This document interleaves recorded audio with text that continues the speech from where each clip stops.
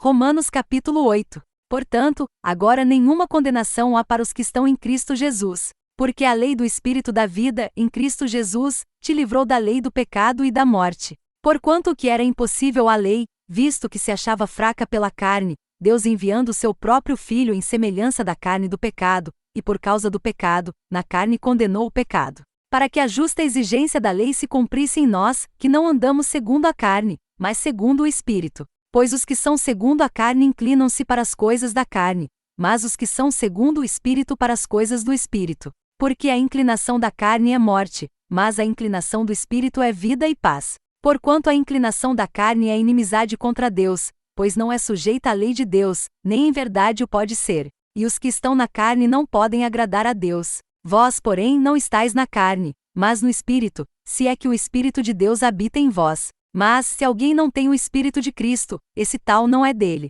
Ora, se Cristo está em vós, o corpo, na verdade, está morto por causa do pecado, mas o Espírito vive por causa da justiça. E se o Espírito daquele que dos mortos ressuscitou a Jesus habita em vós, aquele que dos mortos ressuscitou a Cristo Jesus há de vivificar também os vossos corpos mortais, pelo seu Espírito que em vós habita. Portanto, irmãos, somos devedores, não à carne para vivermos segundo a carne. Porque se viverdes segundo a carne, há vez de morrer, mas, se pelo Espírito mortificardes as obras do corpo, vivereis. Pois todos os que são guiados pelo Espírito de Deus, esses são filhos de Deus, porque não recebestes o espírito de escravidão, para outra vez estardes com temor, mas recebestes o espírito de adoção, pelo qual clamamos, Abba, Pai. O Espírito mesmo testifica com o nosso espírito que somos filhos de Deus. E se filhos, também herdeiros, herdeiros de Deus e co-herdeiros de Cristo, se é certo que com ele padecemos, para que também com ele sejamos glorificados. Pois tenho para mim que as aflições deste tempo presente não se podem comparar com a glória que em nós há de ser revelada.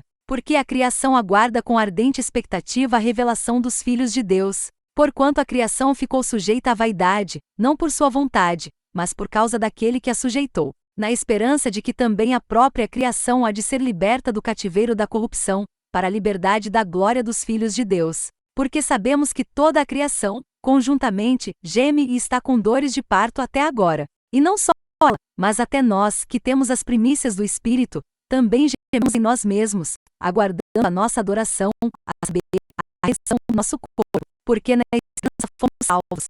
Ora, a esperança que se vê não é esperança, pois o vê como espera. Mas se esperamos o que não vemos, com paciência o aguardamos.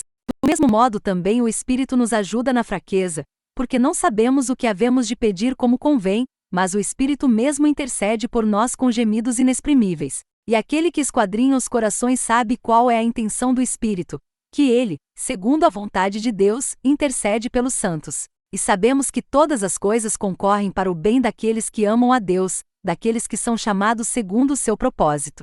Porque os que dantes conheceu, também os predestinou para serem conformes à imagem de seu Filho, a fim de que ele seja o primogênito entre muitos irmãos. E aos que predestinou, a estes também chamou, e aos que chamou, a estes também justificou, e aos que justificou, a estes também glorificou. Que diremos, pois, a estas coisas? Se Deus é por nós, quem será contra nós? Aquele que nem mesmo a seu próprio Filho poupou, antes o entregou por todos nós, como não nos dará também com ele todas as coisas? Quem intentará acusação contra os escolhidos de Deus? É Deus quem os justifica. Quem os condenará? Cristo Jesus é quem morreu, ou antes quem ressurgiu dentre os mortos, o qual está à direita de Deus, e também intercede por nós. Quem nos separará do amor de Cristo? A tribulação, ou a angústia, ou a perseguição, ou a fome, ou a nudez, ou o perigo, ou a espada. Como está escrito, por amor de ti somos entregues à morte o dia todo, fomos considerados como ovelhas para o matadouro. Mas em todas estas coisas somos mais que vencedores, por aquele que nos amou. Porque estou certo de que nem a morte, nem a vida, nem anjos, nem principados, nem coisas presentes, nem futuras, nem potestades, nem a altura, nem a profundidade, nem qualquer outra criatura nos poderá separar do amor de Deus, que está em Cristo Jesus nosso Senhor.